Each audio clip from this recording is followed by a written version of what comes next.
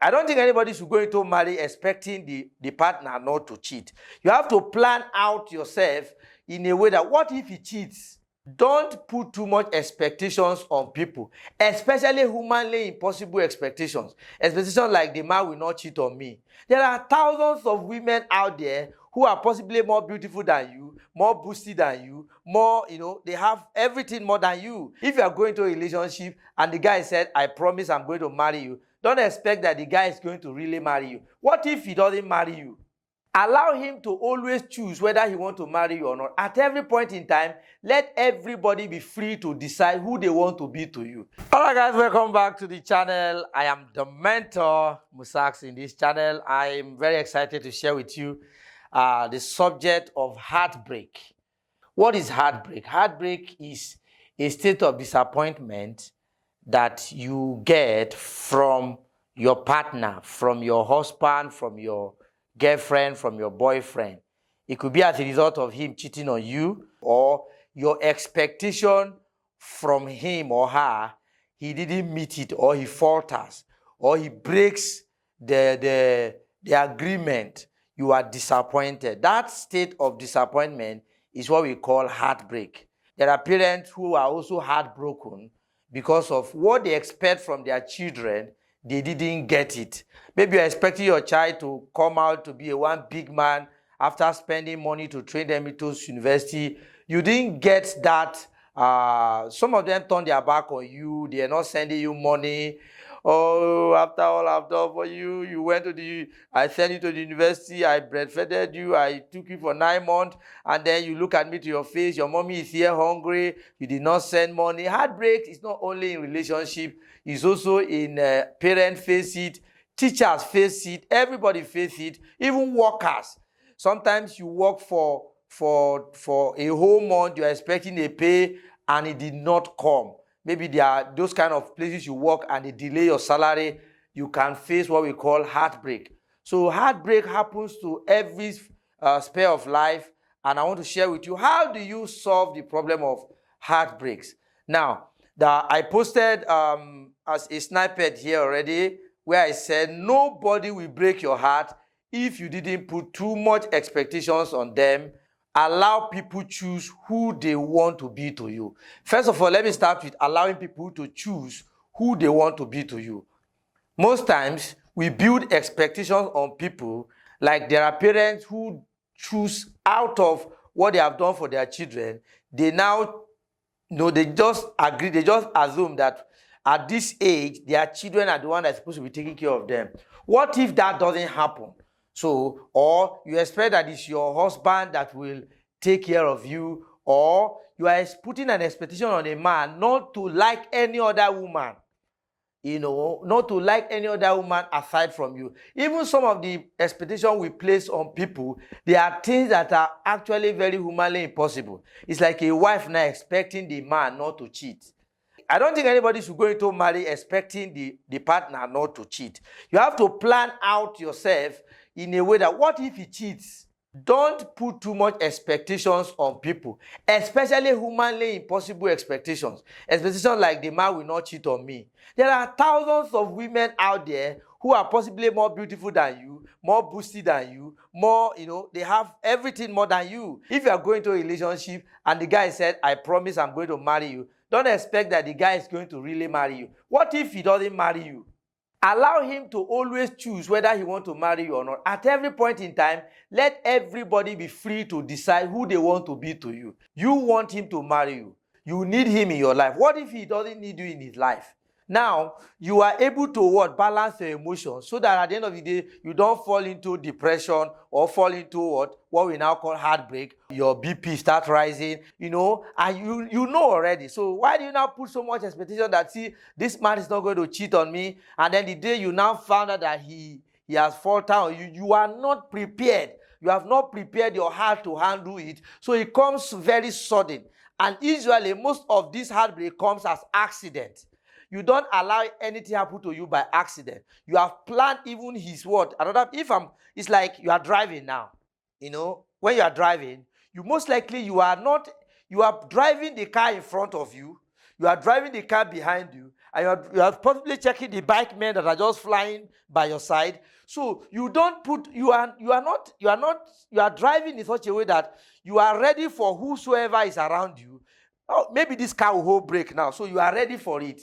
It doesn't happen unnecessarily. Maybe a car is going to overtake, and then you are already ready. Maybe a bike man is coming who didn't know that word, who is not even seeing your trafficator. Sometimes you are trafficating and you are still checking. So you can't put so much trust in everybody around you. You can't even put expectations on yourself. It's like you can't even put an expectation on yourself. Too much expectation. I expect that I am going to work till I am going to deliver this job, and I'm going to do this, and I'm going to do this, and by the age of this, I'm going to be a millionaire by so age. There are so many factors, economic factors, so many factors that can change, and your own expectation of yourself didn't come to pass.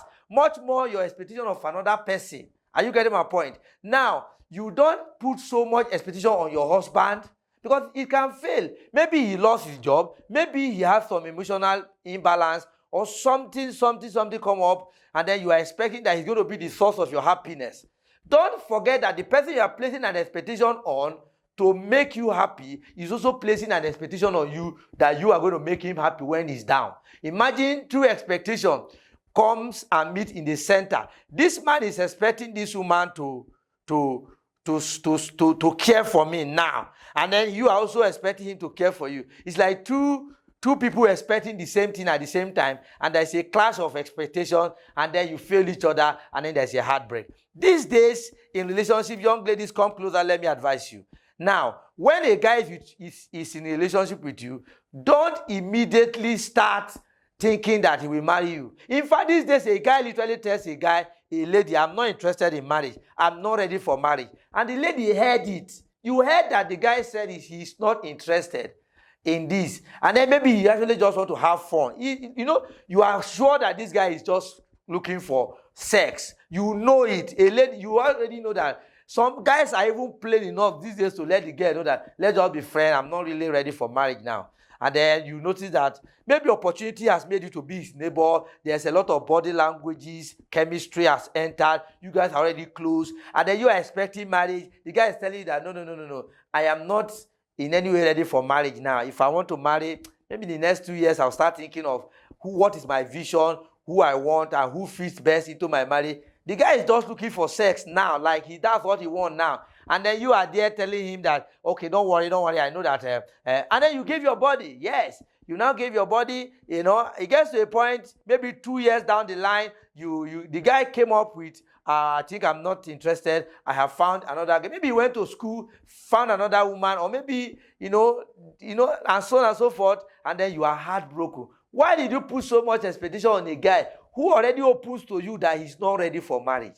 Now, if you're not ready, and then you start crying, but he takes my body. Why can't you reserve your body? How can you deny him your body till he's ready for it? He has told you he's not ready. You gave him your body. Now, he now said, I am not ready for you. Then you now say, okay, he cheats, he takes your body. And then, of course, you also go and check most of those ladies who are eager to give their body also enjoy the act. They are also very interested in the fun at that time, but only hoping that it will end up in marriage, which the guy might decline, and then at that point, you are heartbroken. Don't put so much expectation on people. If you are training a child, train the child because it's your child. You want the guy to be better. Don't start training a child because you are expecting that the child's first salary will be yours as a father. The child will be giving you an allowance every month. There are times when my father says, okay, I'm not going to build this house. I'm going to use the money to send you guys to school, expecting that when we come back from school and we are now working, we are going to build a house. It's a lie. It didn't happen. Because when we came out from school and we started working, we married.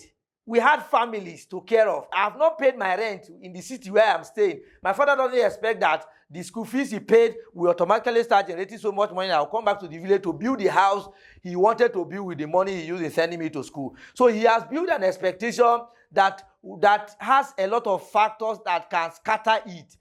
That may not work. A child grows up to face his own challenges. So you don't put an expectation on a child because, okay, once he graduates, like, I know many parents fall for this temptation. You have not started sending your mother money. What is the meaning of this? And I was the one that you see many parents complain. And when they can no longer complain, they go into depression. So this is why we are here as a mentor. I think I'm not saying I know everything in this channel, but I'm with the little years I've spent in this life observing, especially because I've taken my time to study people, taking my time to study heartbreaks. That is why I can come up with so many advices for you as a mentor in this channel. Meanwhile, if you have been following this, if you have been watching me till now and you are enjoying it to this point, I think you should hit that subscribe button. Make sure you share this video so that this channel can grow and others can benefit from it. All right, thank you. So before I go, I want to quickly tell you, don't put so much expectation on people. Don't put so much expectation on your relationships. Even in marriage, don't expect that. Prepare for divorce. You can't tell me that for better, for worse. There are a lot of so many people are getting to understand now that everything is not about do or die. Life is more of a free choice. You can't tie a man down these days. I've counseled few people in my office here where you see people coming, women with 2 children, 3 children. Their father, the father of the children just left them and the woman is on their own, and the man probably have gone to marry another person. I think I'm still coming back to this channel to explain to you why we have divorce rate increasing these days. I'm going to share some factors in which we use to keep your marriage. So you see why you should subscribe to this channel. I'm going to be sharing with you life issues, I'm just more like a life mentor in this channel. Issues that revolves around your daily activities, your relationship, your job, your career, your finances, are what we are going to be sharing in this channel. If you are interested in this Real Talk, Real You channel, I want you to make sure you subscribe. Right now, I've just come to share with you, do not put so much expectations on your marriage. Don't put so much expectation on your boss. You are working in a place, you already have calculated you're going to work there for the rest of your life. What if the suddenly economic changes came and they just ask you to leave? What are you going to do? What are you going to do at that time? While you are there, start thinking what you can be doing while you are doing that job.